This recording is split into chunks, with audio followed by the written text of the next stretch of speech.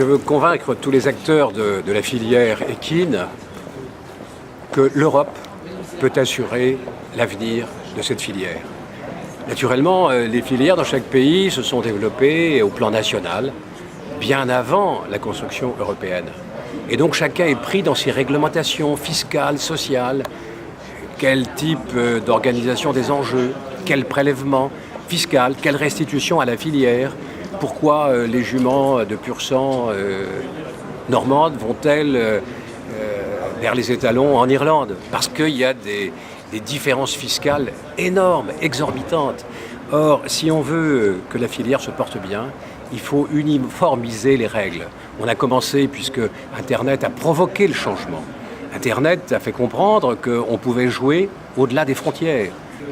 La Commission européenne, le Parlement européen, le Conseil des chefs d'État ou de gouvernement, pour qu'ils soient attentifs à nos préoccupations, il faut que l'ensemble des acteurs de la filière, tous les acteurs de tous les pays se rassemblent et aient un front uni. Il faut les états généraux de la filière équine au plan européen pour dire très clairement ce que veulent les professionnels pour assurer l'avenir de cette filière et uniformiser les règles.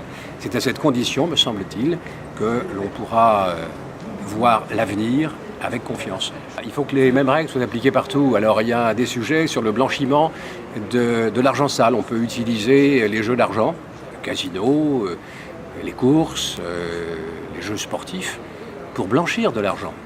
Et il y a une directive qui prévoit que un gagnant, un parieur qui aura gagné, ne pourra pas encaisser le produit de ses gains en liquide au-delà d'une certaine somme. Il devra être identifié et donc la somme sera portée sur son compte en banque pour identifier ceux qui éventuellement seraient susceptibles de blanchir de l'argent.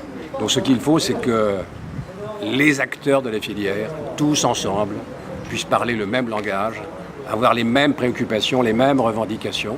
À partir de ce moment-là, ils pourront être entendus, aussi bien par les chefs d'État et de gouvernement que par la Commission et le Parlement européen.